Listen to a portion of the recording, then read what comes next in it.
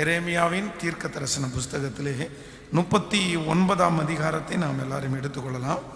எரேமியாவின் தீர்க்க தரிசன புஸ்தகம் 39வது அதிகாரத்திலே 17வது வசனத்தை நாம் எல்லாரும் சேர்ந்து வாசிக்க போகிறோம். 39ஆம் அதிகாரத்திலே 17வது வசனம். ஆனாலும் அந்நாளிலே உன்னை தப்புவிப்பேன் என்று கர்த்தர் சொல்லுகிறார். நீ பயப்படுகிற மனுஷன் கையிலே ஒப்பு கொடுக்கப்படுவது இல்லை. உன்னை நிச்சயமாகவே விடுவிப்பேன். நீ பட்டயத்திற்கு இரையாவதில்லை. நீ என்னை நம்பினபடினால் உன் பிராணன் உனக்கு கிடைத்த கொள்ளை பொருளை போல் இருக்கும் என்று கர்த்தர் சொல்லுகிறார். அல்லேலூயா. இஸ்ரவேல் ஜனங்களுடைய வாழ்க்கையிலே ஒரு மிகவும் கஷ்டமான ஒரு சூழ்நிலை தான் இந்த சூழ்நிலை. எதிரி நாட்டு ராஜாவுடைய படைகள் தேசத்துக்குள்ளே சூழ்ந்து கொண்டு அவர்களுடைய கண்ணுக்கு தெரிந்த எல்லாவற்றையும் அவங்க நாசம் பண்ணிட்டு வந்துட்டே இருக்கிறாங்க. பட்டயம் ஏழைன்னு பார்க்கறதில்ல, பணக்காரன்னு பார்க்கறதில்ல. அவருடைய கையிலே இருக்கிற பட்டயத்தினால அவங்க வீசிக்கொண்டே இருக்கிறார்கள். யார் மேல படுதோ, இல்லை சார் நான் இதுக்கு முன்னாடி அரசியலில் இருந்தேன், இதுக்கு முன்னாடி பணக்காரனா இருந்தேன், நான் உங்களுக்கு பணம் தர்றேன். அந்த பட்டயம் யாரையுமே பார்க்கல. சிறியவர்கள், பெரியவர்கள், வயதானவர்கள், வாலிபர்கள் யாரையுமே பார்க்கல. அவங்களுக்கு கொடுத்த ஒரே அனௌன்ஸ்மெண்ட்டு, இந்த நாட்டை அழித்து அதை தீக்கிரையாக்கி அதில் இருக்கிற பொருட்களை எல்லாம் எவ்வளோ எடுக்க முடியுமோ எடுத்து அந்த ஜனங்கள் சகல பேரையும் அழிக்கணும் அப்படின்ற அந்த ரூல்ஸ் மட்டும்தான் அவங்களுக்கு போடப்பட்டிருக்கிறது. அவரவர் உயிருக்கு பயந்து பல இடங்களிலே போய் ஒதுங்குகிறார்கள், ஒளிகிறார்கள். ஆனால் அங்கேயும் அவர்களை சாவு விடலை. ஒளிந்திருக்கிற இடத்துலெல்லாம் அக்னியினால அந்த தளபதிகளை அக்னியினால அழிச்சிடுறாங்க. அப்படி லட்சக்கணக்கான ஜனங்கள் செத்து கொண்டிருக்கும் போது ஒரே ஒருத்தனை பார்த்து ஆண்டவர் சொல்றாரு, நீ பயப்படுகிற மனுஷனுடைய கையிலே நான் உன்னை ஒப்பு கொடுப்பதில்லை. எல்லா மனுஷனும் ஏறக்குறைய விழுந்துட்டாங்க. எல்லா மனிதர்களும் அவர்களுடைய கரங்களிலே செத்து கொண்டிருக்கும் போது ஆண்டவர் தேவனுடைய பிள்ளைய பார்த்து சொல்றாரு, இல்ல நீ ஒரு மனுஷன் கொன்றுவானோன்னு பயப்படுற, அவனுடைய கையிலே நான் உன்னை ஒப்பு கொடுக்க விட மாட்டேன். இன்றைக்கு இந்த உலகத்திலே இருக்கிறதுலையே ஒரு மிகப்பெரிய ஆசீர்வாதமா நான் எதை நினைக்கிறேன் அப்படின்னா, மனுஷனுடைய கையில ஆண்டவர் நம்மை ஒப்பு கொடுக்காதது ஒரு மிகப்பெரிய ஆசீர்வாதம். இன்று இந்த ஜெபத்தில் இருக்கிற நீங்கள் நிறைய பேர் பயந்து கொண்டே நீங்கள் வந்திருக்கலாம். இந்த மனுஷங்களுக்கு முன்னாடி வெட்கப்பட்டுருவேனோ, இந்த சொந்தங்களுக்கு முன்பாக வெட்கப்பட்டுருவேனோ.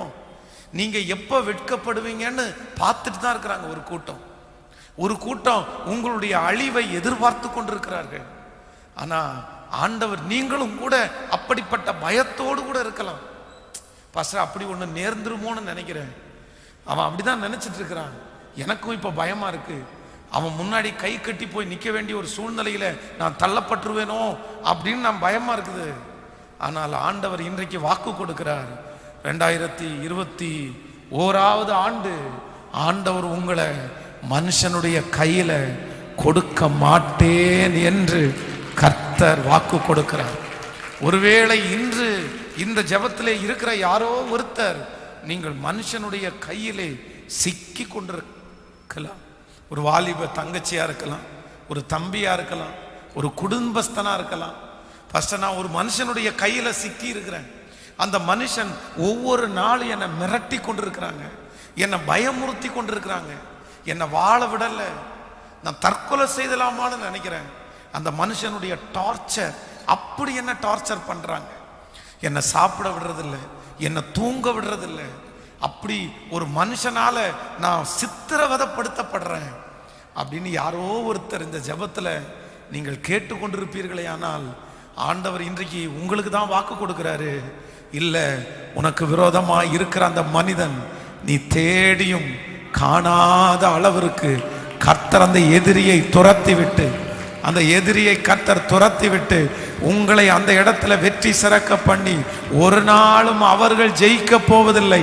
கர்த்தர் உங்களோடு கூட இருந்து அந்த மனிதனுக்கு முன்பாக உங்களை ஜெயிக்கிறவர்களாய் நிறுத்துவேன் என்று கர்த்தர் வாக்கு கொடுக்கிறார். ஹல்லேலூயா. இந்த உலகத்திலேயே மிகப்பெரிய ஆசீர்வாதம் என்ன அப்படின்னா, மனுஷனுடைய கையிலே நாம் ஒப்பு கொடுக்கப்படாமல் இருக்கிறது. ஆனா என்னுடைய ஊழியத்தில் நான் நிறைய கண்டுபிடிச்சது என்ன அப்படின்னா, நிறைய பேர் மனுஷனுடைய கையிலேயே சிக்கி தங்களுடைய வாழ்க்கையை அழித்து கொள்ளுகிறார்கள். அதான் சிலர் கடன் வாங்கி மனுஷனுடைய கையில சிக்கிறாங்க.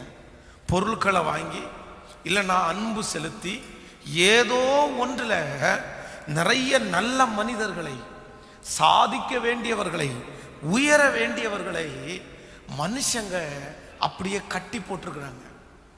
சிலரிடத்துல சொன்னா சிலருக்கு புரியாது. உனக்கு நல்ல ஒரு எதிர்காலம் இருக்குது, உனக்கு ஒரு நல்ல ஃபியூச்சர் இருக்குது, நீ அதை இழந்துடாத. இந்த மனுஷனுடைய கையில நீங்க சிக்கிட்ட அப்படின்னா உன்னுடைய எதிர்காலம் ஸ்பாயில் ஆயிரும். நீ போய் சேர வேண்டிய லக்க நீ அடைய முடியாது.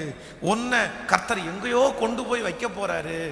ஆனா இந்த மனுஷன் உன்னை சிக்க வைக்க பார்க்கறான், இந்த மனுஷன் உன்னை அடிமைப்படுத்த பார்க்கறான் அப்படின்னு சிலருக்கு ஆரம்பத்துல சொன்னா நிறைய பேருக்கு புரியாது. இன்றைக்கு கூட இந்த ஜெபத்துல இருக்கிற நிறைய பேருக்கு கர்த்தர் ஆலோசனையா சொல்றார். அதான் நிறைய வாலிப தம்பிகள், நிறைய தங்கச்சிகள் கூட இந்த இடத்துல இருக்கிறீங்க. அதான் ஒரு வாலிப தம்பி கடந்த நாட்களிலே ஃபோன் பண்ணி அவருடைய இடத்துல சொன்னாரு, பாஸ்டர் என் லைஃபை சாட்சியா சொல்லுங்க பாஸ்டர், என்ன சொல்லுங்க, என்னுடைய வாழ்க்கையை குறித்து தான் உங்களுக்கு தெரியும்ல, இன்னைக்கு நான் எப்படி இருக்கிறேன்னு உங்களுக்கு தெரியும்ல. ஒரே ஒரு மனுஷனை நம்பி என் வாழ்க்கையில என் எதிர்காலத்தையே தொலைச்சிட்டு இன்னைக்கு ஒரு தவறான உதாரணமா நான் இருக்கிறேன் அப்படின்றத நம்ம சர்ச்சில் இருக்கிற எல்லா வாலிபர்களுக்கும் சொல்லுங்க பாஸ்டர், எல்லாருக்கும் சொல்லுங்க அப்படின்னு அவர் சொன்னாரு. நான் வேணா வாய்ஸ் ரெக்கார்டு கூட போட்டு அனுப்புறேன் பாஸ்டர், எல்லாருக்கும் போட்டு காமிங்க. அவ்வளவு நான் இன்னைக்கு கஷ்டப்படுறேன். இன்னைக்கு இருக்கிற ஒவ்வொரு வாலிப தங்கச்சிக்கும் தம்பிக்கும் நான் மிகவும் எச்சரிப்பாய் சொல்லுகிறது ஒன்னா, உங்களுடைய வாழ்க்கையிலே சத்ரு உங்களை சிக்க வைக்கிறது மனுஷனுடைய கையில தான் சிக்க வைப்பான், மனுஷனுடைய கையில தான் உங்களை சிக்க வைப்பான். ஆனா நீங்க மனுஷனுடைய கையில மட்டும் சிக்காம நீங்க தப்பிச்சிட்டீங்க அப்படின்னா ஆண்டவர் உங்க மேல வச்சிருக்கிற அபிஷேகத்துல ஒன்ன கூட குறைக்காம எல்லாவற்றையும் நிறைவேற்றுவார். ஆனா மனுஷனுடைய கையிலே சிக்கிற ஒரு நபர் திரும்ப சகல ஆசீர்வாதத்தையும் பெற்றுக்கொள்கிறது என்கிறது அவ்வளவு சுலபமானது அல்ல, அவ்வளவு சுலபமானது அல்ல. அதான் வேதத்துல சில மனிதர்கள் சொல்லியிருப்பாங்க, மனுஷனுடைய கையிலே சிக்கிறது எவ்வளவு பெரிய ஆபத்து அப்படின்றத நீங்கள் யாக்கோபுனுடைய வாழ்க்கையை குறித்து வாசிக்க முடியும். எடுத்துக்கொள்ளலாம். எல்லாரும் ஆதியாகமம் 31ஆம் அதிகாரத்தை நாம் எடுத்துக்கொள்ளலாம். ஆதியாகமம் 31ஆம் அதிகாரம் 29வது வசனத்திலிருந்து நம்ம வாசிக்க போகிறோம். ஆதியாகமம் 31ஆம் அதிகாரத்திலே ஸ்தோத்திரம் 29வது வசனத்திலிருந்து வாசிக்கலாமா? உங்களுக்கு பொல்லாப்பு செய்ய எனக்கு வல்லமை உண்டு, ஆகிலும் உங்கள் தகப்பனுடைய தேவன் நீ யாக்கோபோடே நன்மை அன்றி தீமை ஒன்றையும் பேசாதபடிக்கு எச்சரிக்கையாய் இரு என்று நேற்று ராத்திரி என்னோட கூட சொன்னார். இப்பொழுதும் உன் தகப்பனுடைய வீட்டிலே மேலுள்ள வாஞ்சையினால் நீ புறப்பட்டு போகிறதானால் போகலாம், என் தெய்வங்களை ஏன் திருடி கொண்டு போனாய் என்று கேட்டார். நீங்கள் 37ஆம் வசனத்துக்கு வாங்க. 37வது வசனம், என் தட்டு முட்டுகளை எல்லாம் தடவி பார்த்தீரே, உம்முடைய வீட்டு தட்டுமுட்டுகளில் எண்ணத்தை கண்டுபிடித்தீர், அதை என்னுடைய சகோதரருக்கும் உம்முடைய சகோதரருக்கும் முன்பாக இங்கே வையும். அவர்கள் எனக்கும் உமக்கும் நடு தீர்க்கட்டும். இந்த 20 வருஷ காலமாய் நான் உம்மிடத்தில் இருந்தேன். உம்முடைய செம்மறி ஆடுகளும் வெள்ளாடுகளும் சினை அழியவில்லை. உம்முடைய மந்தையின் கடாக்களை நான் தின்னவில்லை.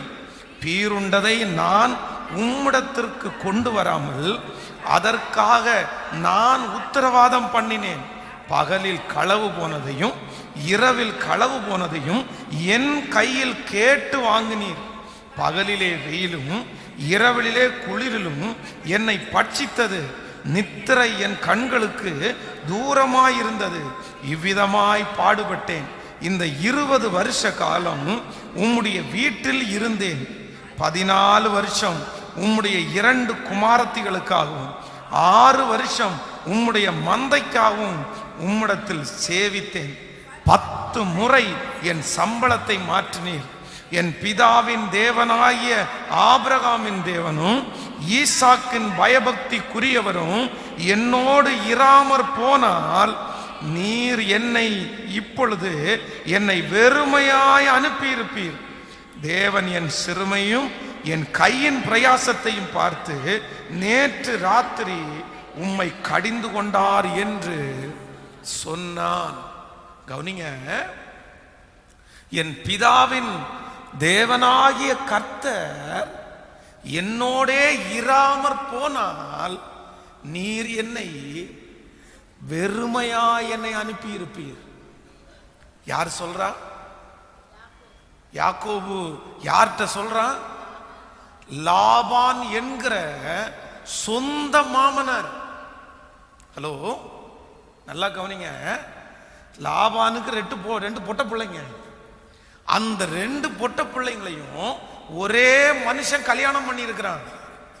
ஆனா தன்னுடைய சொந்த மருமகனை வேதம் சொல்லுது, இரவுல களவா போனது கேட்டு வாங்குனீங்கப்பா. மிருகங்கள் பட்சித்தத என் சம்பளத்திலே பிடிச்சிங்க, நான் தான் அதுக்கு கொடுத்தேன். இன்னும் இந்த 20 வருஷம் உங்களிடத்துல நான் இருக்கிறேன். இந்த 20 வருஷத்துல 10 முறை என் சம்பளத்தை ஏமாற்றினீங்க. 10 முறை என் சம்பளத்தை ஏமாத்தினீங்க. இப்பவும் எனக்கு பொல்லாப்பு செய்யறதற்கு என்னை தொடர்ந்து வந்திருக்கிறீங்க. ஆனா என் பிதாவின் தேவன், என் முன்னோர்களுடைய பயபக்திக்குரியவர் என்னோடு இராமற் போனால் என்னை வெறுமையாய் அனுப்பியிருப்பீங்க. இன்றைக்கு உங்களுக்கு ஒரு ஆலோசனையை சொல்றேன், கேளுங்க. மனுஷனுடைய கையில சிக்கிற ஒரு மனுஷனை அந்த மனுஷன் எப்படி அனுப்புவான் தெரியுமா? வெறுமையாய் அனுப்புவான். வெறுமையா அனுப்புவான். எல்லாத்தையுமே கொடுக்கிறது போல லாபான் கொடுத்தான். என் பொண்ணை கேட்குறியா? தர்றப்பா. மூத்த பொண்ணு உனக்கு தர்றப்பா. இல்லை இல்லை, எனக்கு 2வது பொண்ணு தான் வேணும்னு கேட்ட உடனே அது ஒன்றும் பெரிய பிரச்சனை இல்லை. மூத்த பொண்ணை இப்போ கல்யாணம் பண்ணிட்டல, 2வது பொண்ணுக்காக இன்னொரு 7 வருஷம் வேலை செய், 2வது பொண்ணையும் தர்றேன் அப்படின்னு அவன் கேட்டதெல்லாம் கொடுக்கறது மாதிரி, அவன் ஆசைப்பட்டதெல்லாம் கொடுக்கறது மாதிரி தான் கூட சொந்த மாமனார் தன்னுடைய மருமகனை ஏமாற்றினான். தன்னுடைய பிள்ளைய கல்யாணம் பண்ணி இருக்கிற மாமனார் தன்னுடைய மருமகனை ஏமாற்றினான். இன்றைக்கு இந்த ஜபத்தில் இருக்கிற நம்ம நிறைய பேர் மனுஷனை ரொம்ப நம்பிடுறோம். இவங்கெல்லாம் ஏமாற்ற மாட்டாங்க, இவங்கெல்லாம் கைவிட மாட்டாங்க, என் உயிருக்கு உயிர், என்னை ரொம்ப நேசிக்கிறாங்க, நான் இல்லைன்னா அவங்க செத்துருவாங்க, நான் இல்லைன்னா அவங்க வாழ மாட்டாங்க. நம்ம நிறைய பேர் இன்றைக்கு வெகுளித்தனமாய் இந்த ஜபத்தில் இருக்கிற நிறைய பிள்ளைங்க, நான் சொல்றேன், இங்க இருக்கிற நிறைய பேர் இந்த சத்தத்தை கேட்கிற உங்களுடைய அன்பு அது ட்ரூ லவ், சரியான அன்பு, அது உண்மையான அன்பு. நீங்க உண்மையா அந்த மனுஷனை நேசிக்கிறீங்க, நீங்க உண்மையா அந்த மனுஷனை நம்புறீங்க. ஆனா உங்க ஆப்போசிட்லே இருக்கிற மனிதன், வேதம் சொல்லுகிறது, ரத்த சம்பந்தமான உறவா இருந்தா கூட உங்களுடைய நெருங்கின சொந்தமா இருந்தா கூட உங்களை ஏமாற்றி உங்களை வெறுமையாய் அனுப்புறதற்கு வாய்ப்பு இருக்கா?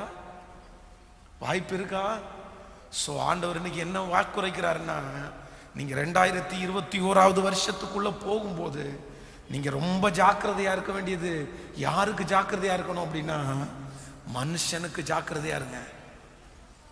இந்த வார்த்தையை ஆண்டவர் யாருக்காக பேசுறாருன்னு எனக்கு தெரியல. இந்த சத்தம் உங்களுக்கு எத்தனை நாட்கள் தொனிக்கப்படும் தெரியல. இன்றைக்கு பைபிள் சொல்லுது, ஒரு மனிதனை குறித்து ஆண்டவரே இந்த இடத்துல எழுதி வைத்திருக்கிறார். ஒரு மனுஷனுடைய கையிலே ஒரு தேவனுடைய பிள்ளை சிக்குவானே ஆனால் அந்த தேவனுடைய பிள்ளை எல்லாவற்றையும் இழந்து, மனுஷனுடைய கையில சிக்கி வாழ்க்கையை இழந்தவங்க எனக்கு தெரியும், சம்பாதிச்ச பணத்தை இழந்தவங்க எனக்கு தெரியும், குடும்பத்தை இழந்தவங்க எனக்கு தெரியும், சரீரத்தை இழந்தவங்க எனக்கு தெரியும். எத்தனை அவங்க திரும்பி இழக்க கூடாதது ஒன்றுமே இல்லைங்க, ஒன்றுமே இல்லை. வாழ்க்கையில இனி இழக்க வேண்டியது எதுவுமே இல்லைன்ற அளவுக்கு ஒரு மனுஷனை நம்பினதுனால நிறைய பேர் இழந்திருக்காங்க. ஆண்டவர் ஒரு பெரிய எச்சரிப்பு கொடுக்கிறார். இதுவரைக்கும் ஒருவேளை அப்படிப்பட்ட காரியத்தை நீங்க செஞ்சிருக்கலாம். வேதம் சொல்லுகிறது, எந்த மனுஷனும் மாயையே, எந்த மனுஷனும் மாயையே. இன்னும் வேதம் சொல்லுது, வேஷமாகவே மனுஷன் திரிகிறான். எப்படி திரிகிறானாமா? சொல்லுங்க சத்தமா எல்லாரும். வேஷம். இன்னைக்கு நிறைய பேர் என்ன போடுறாங்க அப்படின்னா, வெளி வேஷம், வெளி வேஷம். அன்பு மதிக்கப்படாத காலத்துல வாழ்ந்துட்டு இருக்கிறோம். அன்புக்கு இந்த காலத்துல மதிப்பில்லை, மதிப்பில்லை. அப்படிப்பட்ட அதான் கடைசி காலங்களில் ஜனங்களுடைய அன்பு தணிந்து போகும்னு பைபிள் சொன்ன தீர்க்க தரிசனமான வார்த்தை இப்ப நடந்துட்டு இருக்குது. ஏற்கனவே ஒரு குழிக்குள்ள விழுந்தாச்சு, ஏற்கனவே நீங்க பாடுபட்டு இருக்கிறீங்க, ஏற்கனவே உங்களுக்கு ஒரு நஷ்டம் வந்துருச்சு. ஆனா இப்ப திரும்ப இன்னொரு ஹோப்பு உங்களுக்கு கொடுக்கப்படும் போது, இன்னொரு நம்பிக்கைய மனுஷன் உங்க கையில விதைக்கும் போது, ஆண்டவருடைய பிள்ளைகள் be very careful. நீங்க ஆதரவற்றிருக்கும் போது, நீங்கள் சோர்ந்து போகும்போது உங்களுக்கு ஹோப் கொடுக்கிறதற்கு நிறைய மனிதர்கள் எழும்புவார்கள். மனுஷங்க உங்களுக்கு ஹோப் கொடுப்பாங்க, உங்களுக்கு நம்பிக்கை கொடுப்பாங்க. ஆனா நீங்க ஒண்ணு ஞாபகம் வச்சுக்கணும், மனுஷன் கொடுக்கிற நம்பிக்கையான வார்த்தைகளை ஒரு நாளும் நீங்க மனசுல வச்சுக்கவே கூடாது. மனுஷங்க சொல்ற வார்த்தைய நீங்க ஒரு நாளும் மனசுல வச்சுக்க கூடாது. இந்த மாதிரி ஏமாந்தவங்க கொஞ்சம் கிடையாது. என்னுடைய ஊழியர் நீங்க பார்த்திருக்கிறீங்களோ இல்லையோ, நான் ஊழியக்காரனா இருக்கிறதுனால எனக்கு நிறைய பேருடைய பிரச்சனைகள் அவர்கள் ஜெபிக்கிறதற்கு வரும்போது தெரியும். ஐயோ, எத்தனை ஜனங்கள் தெரியுமா, அவங்க வேற எதுலையுமே மாட்டல. அவங்களுக்கு நம்பிக்கையற்ற சூழ்நிலையில, அவர்களுக்கு கஷ்டமான சூழ்நிலையில, அவர்கள் ஏற்கனவே ஒரு பாடுபட்டு இருக்கும் போது யாராவது ஒருத்தர் அவருடைய வாழ்க்கைக்குள்ள நுழைந்து வேற எதையுமே கொடுக்க மாட்டாங்க, ஹோப் மட்டும் கொடுத்துருவாங்க, நம்பிக்கை கொடுத்துருவாங்க. அந்த நம்பிக்கை கொடுத்த உடனேயே இவங்களுடைய மனசு என்ன பண்ணும்னா, முழுக்க முழுக்க அவங்கள நம்ப ஆரம்பிச்சிடும். அவ்வளவுதான், அவ்வளவுதான். அதான் ஒருத்தர் ஒரு வெறும் 1,00,000 ரூபாய் கடன், அந்த 1,00,000 ரூபாய் கடனை கட்ட முடியாம திணறிட்டு இருக்கும்போது ஒருத்தர் போய் நம்பிக்கை கொடுக்குறாரு. என்ன நம்பிக்கை கொடுக்குறாருன்னா, ஒன்றும் பிரச்சனை இல்லைப்பா, உனக்கு 1,00,000 ரூபாய் தானே கடனு, அந்த 1,00,000 ரூபாய் கடனையும் நான் பார்த்துக்கிறேன், நான் அதை எடுத்துக்கிறேன், எனக்கு நான் அதை கட்டிடுறேன். நீ செய்ய வேண்டியது ஒன்னே ஒன்று, மாசம் 2,500 ரூபாய் கட்டுறது மாதிரி ஒரு 100 பேரை நீ ரெடி பண்ணி கொடுத்துரு. இந்த 1,00,000 ரூபாய் கடனையும் நான் அடைச்சிடுவேன். அந்த 2,500 ரூபாய் ஒரு நபர் எனக்கு கட்டிட்டாங்க அப்படின்னா அதுல 300 ரூபாய் உனக்கு கமிஷன் வந்துடும். அதே போல 100 பேர் கட்ட ஆரம்பிச்சா அவ்வளவு அமௌண்ட், 30,000 ரூபாய் அமௌண்ட் உனக்கு நான் கொடுத்துருவேன் அப்படின்னு சொல்லி ஆசை வார்த்தைகளை காண்பிச்சு நம்பிக்கையை கொடுத்து, அதற்கு பிறகு இவர் அநேக ஜனங்களை சேர்த்து விட்டு அந்த மனுஷன் இவங்களை ஏமாத்தி அதற்கு பிறகு ஊருக்காரங்க, சொந்தக்காரங்க, நண்பர்கள், வேலை ஸ்தலத்தில் இருக்கிறவங்க, திருச்சபையில் இருக்கிறவங்க எல்லாரும் இவரை பணம் கேட்டு நெரிச்சதுனால இனி வாழவே முடியாதுன்ற அளவிற்கு தன்னுடைய சொந்த ஊரை விட்டு அவர் ஊரை விட்டே ஓடி போகிற ஒரு சூழ்நிலைக்கு தள்ளப்பட்டுட்டாரு. காரணம் என்ன அப்படின்னா, நம்ம கஷ்டமா இருக்கிற நேரத்தில், நம்ம ரொம்ப கவலையா இருக்கிற நேரத்தில் சில மனிதர்கள் அந்த நேரம் பார்த்து நமக்கு ஹோப் கொடுப்பாங்க. அப்ப நமக்கு என்ன தோணும் அப்படின்னா, தேவதூதனே இறங்கி வந்தது மாதிரி தோணும். இன்னும் நிறைய ஆண்டவருடைய பிள்ளைங்க என்ன நினைப்பாங்க அப்படின்னா, ஐயோ கர்த்தரே அனுப்பிட்டாரு. யார் அனுப்புனா? என் சிறுமையை பார்த்து கர்த்தரே அனுப்பிட்டாரு. இல்ல இல்ல இல்ல இல்ல இல்ல, ரொம்ப ஜாக்கிரதையா இருக்க வேண்டியது. மனுஷன் உங்களுக்கு ஹோப், உங்களுக்கு நம்பிக்கை கொடுக்கும் போது ஆண்டவருடைய பிள்ளைங்க அதுல ரொம்ப ரொம்ப ரொம்ப ரொம்ப கவனமா இருங்க. ஒரு பேங்க் உங்களுக்கு நம்பிக்கை கொடுக்குதா? ஒரு வட்டி வாங்குறவன் உங்களுக்கு நம்பிக்கை கொடுக்குறானா? ஒரு பணம் கடன் கொடுக்கிற ஒரு நபர் உங்களுக்கு நம்பிக்கை கொடுக்குறாரா? நீங்க உடனே ஜாக்கிரதையா இருக்கணும். உங்களை அவங்க காப்பாத்தல, உங்களை அவங்க என்ன பண்றாங்க? சிக்க வைக்கிறாங்க. ஹலோ. ஆனா நம்முடைய கண்ணுக்கு எப்படிதான் தோணும்? நம்முடைய கண்ணுக்கு அவங்க காப்பாத்தி விடுறது மாதிரி தான் தோணும். ஆனா காப்பாத்தி விடுறது மாதிரி ஆரம்பத்துல எல்லாமே நடக்கும். ஆரம்பத்துல காப்பாத்தி விடுவாங்க. 1000 ரூபாய் காப்பாத்தி விடுவாங்க, 2000 ரூபாய் காப்பாத்தி விடுவாங்க, 5000 ரூபாய் காப்பாத்தி விடுவாங்க. ஆனா முடிவில் தான் தெரியும், அவங்க நம்மளை காப்பாத்தி விட வந்தவங்க அல்ல, அவங்க நம்மளை சிக்க வைக்க வந்தவங்க. சிக்க வைக்க வந்தவங்க. இந்த வருஷத்தினுடைய இறுதியில நீங்க எதற்காக ஜெபிக்கிறீர்களோ இல்லையோ, ஒன்றுக்காக ஜெபிங்க. மனுஷனை குறிச்ச அறிவை எனக்கு தாங்கப்பா. ஆமேன் சொல்லுங்கள். இங்க இருக்கிற நிறைய பேரு நீங்க பிசாசினால் வஞ்சிக்கப்பட்டதை விட யாரால தான் அதிகமா வஞ்சிக்கப்பட்டீங்க? சொல்லுங்க, உண்மைதானே? பிசாசால இங்க இருக்கிற நிறைய பேர் வஞ்சிக்கப்படல. இங்க இருக்கிற நிறைய பேர் பிசாசால சோதிக்கப்படல. இங்க இருக்கிற நிறைய பேர் பிசாசால கஷ்டப்படல. ஆனா இங்க இருக்கிற நிறைய பேர் யாரால சோதிக்கப்பட்டாங்கன்னா, மனுஷனால சோதிக்கப்பட்டாங்க, மனுஷனால கஷ்டப்பட வைக்கப்பட்டாங்க, மனுஷனால ஏமாற்றப்பட்டுட்டாங்க, மனுஷனால ஏமாற்றப்பட்டுட்டாங்க. சோ இன்றைக்கு எல்லாரும் ஜெபிக்கணும், மனுஷனை குறிச்ச ஒரு அறிவை எனக்கு கிருபையாய் தாங்கப்பா. கையை உயர்த்தி கேளுங்க பார்க்கலாம். எல்லாருமே இந்த ஜெபத்துல இருக்கிற எல்லாருமே கேளுங்க. நீ பாஸ்டர் நீங்க சொல்றதெல்லாம் உண்மை பாஸ்டர், இது எனக்காக பேசப்படுற வார்த்தை, உண்மைதான். 2020வது வருஷத்துல முடியும் போது நான் இன்னைக்கு ஒன்றும் இல்லாம இருக்கிறதுக்கு காரணம் வேற எதுவுமே இல்லை, மனுஷனை நம்பினதுனால மட்டும்தான். நீங்க சொல்ற ஒரு வார்த்தை கூட வேற வார்த்தை கிடையாது பாஸ்டர், உண்மை. கையை உயர்த்தி கேளுங்க, ஜெபம் பண்ணுங்க. ஜெபம் பண்றதுல தப்பு இல்லை. நம்ம அந்த ஆயத்த ஜெபத்திற்காக தான் வந்திருக்கிறோம். தேவனே ராஜா, ஆவிகளை பகுத்தறிகிற வரத்தை நீங்க தருவீங்கன்னு சொன்னீங்கல்ல, ஆவிகளை பகுத்தறிகிற வரத்தை தருவேன்னு சொன்னீங்கல்ல. கேளுங்க, அப்பாட்ட கேளுங்க, எனக்கு அது வேணும் ஆண்டவரே. மனுஷனை குறிச்ச அறிவு எனக்கு வேணும் ஆண்டவரே. வாலிப தம்பிங்க தங்கச்சிங்க ஸ்பெஷலா கேளுங்க, ஸ்பெஷலா கேளுங்க. ஆண்டவரே அந்த கிருபை எனக்கு வேணும், அந்த கிருபை எனக்கு வேணும், அந்த கிருபை எனக்கு வேணும், அந்த கிருபை எனக்கு தாரும் ஆண்டவரே, எனக்கு தாரும், எனக்கு தாரும் ஆண்டவரே, எனக்கு தாரும் ஆண்டவரே. கவனிங்க, யூதாஸ் காரியோத்தை குறித்து வேதம் நமக்கு ரொம்ப அழகா சொல்லுது.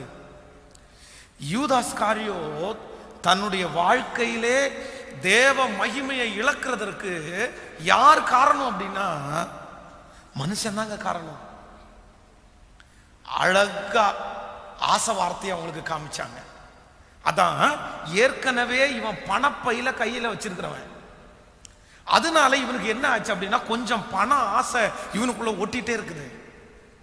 இப்போ சொல்றாங்க, நீ ஒண்ணு பண்ணு, இயேசுநாதரை எங்களுக்கு என்ன பண்ணு, 12 பேரை பார்க்குறோம், 12 பேரோடையும் சுத்துறாரு.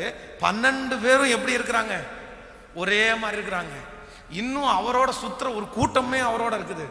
எப்பவுமே ஒரு நல்ல ஹீரோ மாதிரி ஒருத்தர் இருந்தார் அப்படின்னா அவரை மாதிரியே எல்லாருமே தாடி வச்சுக்குவாங்க, அவரை மாதிரியே எல்லாரும் ஹேர் ஸ்டைல் பண்ணிக்குவாங்க, அப்படி இருக்கும்ல. நான் நம்புறேன் அந்த காலத்துலயும் ஆண்டவரை மாதிரியே நிறைய பேர் அப்படி இருந்திருப்பாங்க.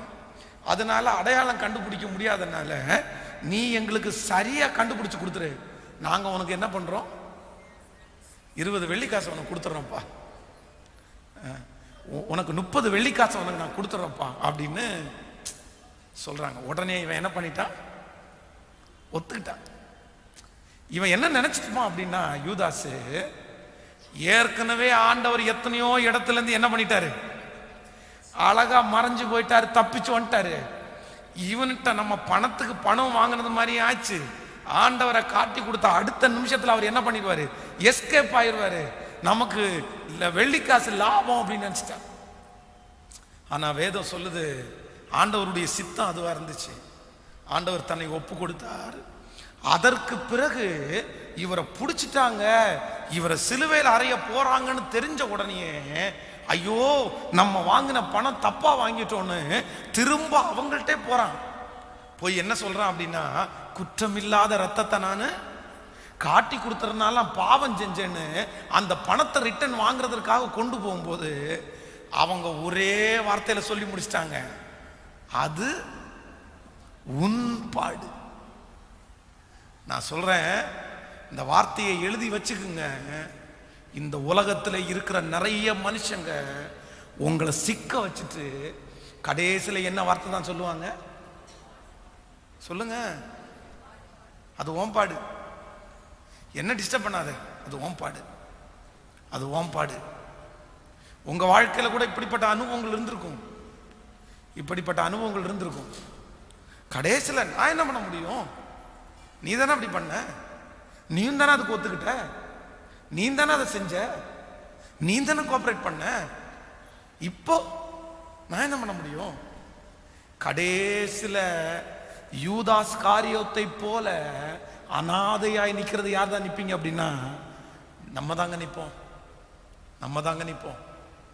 அவங்க தூசியை தொடச்சு போட்டது மாதிரி புடைச்சு போட்டு போயிட்டு இருப்பாங்க. அதனாலதான் ஆண்டவர் திரும்ப திரும்ப எச்சரிக்கிறாரு, மனுஷன் கையில நீ என்ன பண்ணிடாதன்னா ஒரு நாள் சிக்கிறாத, உங்க வார்த்தை ஆசை வார்த்தைகளுக்கு மயங்கிறாத. யூதாஸ் காரியத்து மட்டுமல்ல, பல மனிதர்கள், அம்னோனை குறித்து வேதம் சொல்லுது, சிம்சோனை குறித்து வேதம் சொல்லுது, இவங்க எல்லாருமே அவ்வளோ பெரிய பராக்கிரமசாலிகளா இருந்தும் ஒரு மனுஷனுடைய கையில சிக்கிறதுனால எதிர்காலத்தையே இழந்துட்டாங்க. சோ நீங்க ரொம்ப கவனமா இருக்க வேண்டியது, மனுஷன் கையில நான் என்ன பண்ண மாட்டேன். கேட்கல? சத்தமா சொல்லுங்க எல்லாரும். எவிடன்ஸ மனுஷங்க கிரியேட் பண்ணிட்டே இருப்பாங்க, தடயங்கள். நான் சொல்றேன், இங்க இருக்கிற நீங்க ஒரு வாட்ஸ்அப் மெசேஜ் அனுப்புறீங்கன்னா அது ஒரு எவிடன்ஸ், அது ஒரு எவிடன்ஸ். அது அழிக்க, அது நீங்க அழிச்சிருவீங்க, உங்களுக்கு டெலீட் ஆயிரும். ஆனா போய் சேர்ற மனுஷனுக்கு என்ன ஆகாது, டெலீட் ஆகாது. இன்னைக்கு மனுஷனை வஞ்சிக்கணும்னு பிளான் பண்ற எல்லாருமே எதைத்தான் கிரியேட் பண்றாங்க, ஃபர்ஸ்ட் எவிடன்ஸை கிரியேட் பண்றாங்க, எவிடன்ஸை கிரியேட் பண்றாங்க. பொதுவா பாருங்களேன், இன்னைக்கு இருக்கிற எல்லா ஆபீஸ்லயுமே நம்ம ஒரு நல்ல சம்பளத்துக்காக ஒர்க் பண்ண போனோம் அப்படின்னா போன உடனே எதை கட்டுருவாங்க தெரியுமா, ஒரிஜினல் சர்டிபிகேட்டை வாங்கி வச்சிருவாங்க. ஒரிஜினல் சர்டிபிகேட் கொடுக்க மாட்டாங்க. ஏன் அப்படின்னா, நீ ஒருவேளை என்ன ஏமாத்திட்டு போயிட்டேன்னா, நீ ஒருவேளை என் பொருள் எல்லாம் நஷ்டப்படுத்திட்டு போயிட்டேன்னா உன்னை நான் எங்க போய் பிடிக்கிறது, என் அட்வான்ஸை எடுத்து நீ ஓடி போயிட்டேன்னா உன்னை எங்க போய் பிடிக்கிறது. அதனால இந்த உலகத்திலே இருக்கிற நிறைய மனுஷங்க ஞானமா இருந்து என்ன பண்ணிடுறாங்கன்னா, நம்மள அவங்க கண்ட்ரோல்ல வச்சுக்கிறாங்க. நீங்கள் உங்களுடைய சர்டிபிகேட் எல்லாம் கொடுத்துட்டீங்க அப்படின்னா இப்ப யாருடைய கண்ட்ரோல்ல இருக்கீங்க, அவங்க கண்ட்ரோல்ல இருக்கிறீங்க.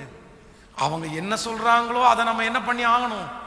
அதான் அந்த பாண்ட் அப்படின்றாங்கல்ல, 2 years பாண்ட், 3 years பாண்ட் அப்படின்றாங்க. அது அவங்க அப்படிதான் பிடிச்சி வச்சிருக்காங்க, நம்மளை அங்கேயும் இங்கேயும் சாய விட மாட்டாங்க. ஸோ நம்ம எல்லாத்துலேயும் ரொம்ப கவனமாக இருந்து தான் இந்த வாழ்க்கையை கொண்டு போகணும்.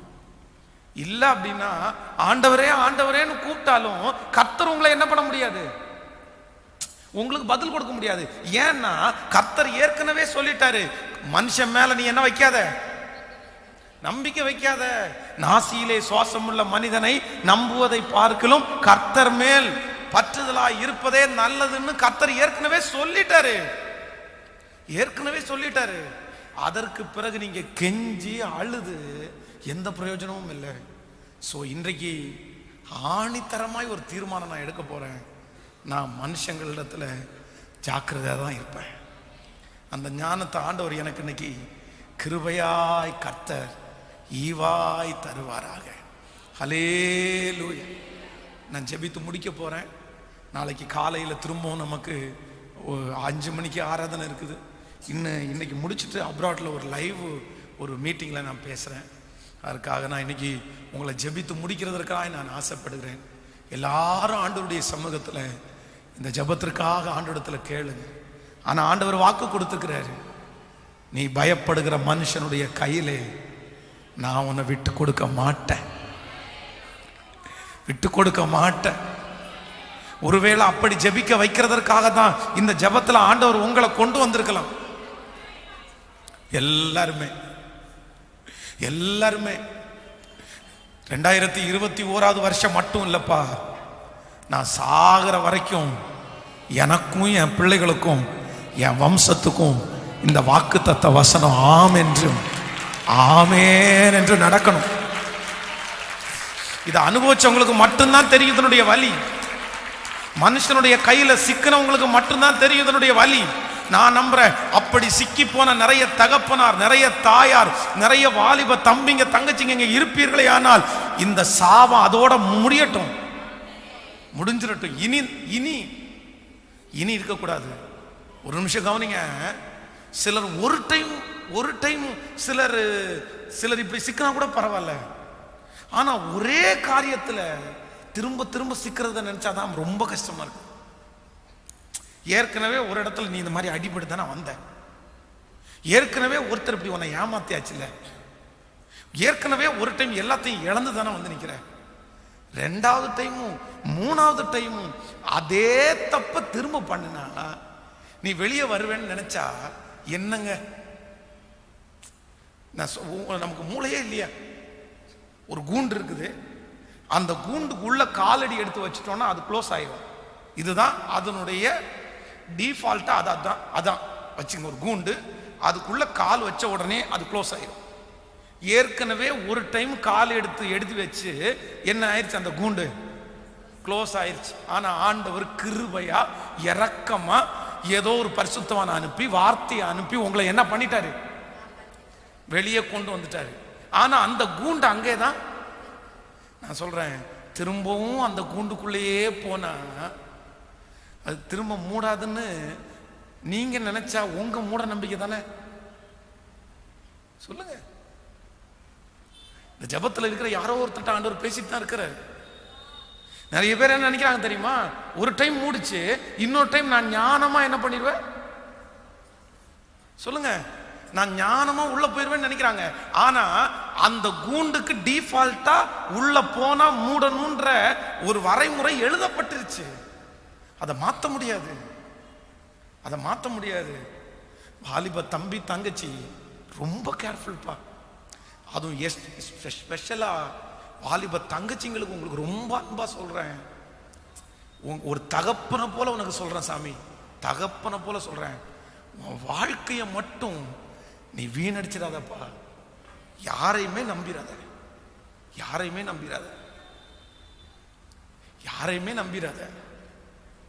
உனக்குன்னு ஒரு வாழ்க்கை, உனக்கென்று ஒரு உயர்வு, உனக்கென்று ஒரு எதிர்காலத்தை கர்த்தர் நீ முழங்கால் படிட்டு இருக்கும்போது அழகா எழுதிடுவார். அவரை விட உனக்கு பெஸ்டா யாருப்பா செய்ய முடியும்? செய்வாரு. ஒருவேளை நீ காத்திருக்கிற காலத்துல இருக்கலாம், ஆனா ஆண்டவர் நிச்சயமா உன்னை கைவிடவே மாட்டார். நீ நல்லா இன்னும் கர்த்தர் சமூகத்துல உட்காரு. நீ உன்னை நிறைய ஒப்பு கொடு, உங்கள்கிட்ட குறைகள் எல்லாம் மன்னிப்பு கேளு. கர்த்தர் நிச்சயமா உனக்கு பொக்கிஷ சாலையை திறப்பார். ஆனா நீ ஒண்ணுல நீ நீ மிஸ் பண்ணிடக்கூடாது. நீ திரும்ப திரும்ப அந்த கூண்டுக்குள்ள என்ன பண்ணிடக்கூடாது சொல்லுங்க. அதுவும் சாக்கடை தான், இதுவும். அது கிளீன் பண்ணாத சாக்கடை, இது கிளீன் பண்ண சாக்கடை. ஹலோ, இதுக்கு மேல உங்கள்ட்ட ஓப்பனா வேற பேசவே முடியாது. அது சுத்திகரிக்கப்பட்ட சாக்கடை, இதுக்கு முன்னாடி சுத்திகரிக்கப்படாத சாக்கடை. கர்த்தர் உங்களை தப்பிச்சு விட்டாரு. ஆனா இது கொஞ்சம் சுத்தமா இருக்கிறதுனால இது அதான் எல்லாம் கிளீனான தண்ணி அப்படின்னு நினைச்சிடாதீங்க. இது சுத்திகரிக்கப்பட்ட சாக்கடை தண்ணி. ஜாக்கிரதையா இருக்க வேண்டியது. சொல்லுங்க, கேட்கல, சத்தமா சொல்லுங்க. நம்ம தான் ஜாக்கிரதையா இருக்கணும். இன்னைக்கு ஒரு பெரிய முடிவோட இந்த இடத்துல இருந்து போவோம். மனுஷனுடைய ஹோப்பு அதை பார்த்து நான் ஒரு நாளும் மயங்க மாட்டேன். நான் யாரை மட்டும்தான் சார்ந்து இருப்பேன்னா கர்த்தரையே சார்ந்து, அவரே சார்ந்து. ஹல்லேலூயா. 2 கையை மேல உயர்த்தி அப்படிப்பட்ட கிருபை எனக்கு வேணும்னு சொல்லு. காத்திரு, பொறுத்திரு, கர்த்தரையே நம்பியிரு. அவரே காரியங்களை வாய்க்க பண்ணுவார்.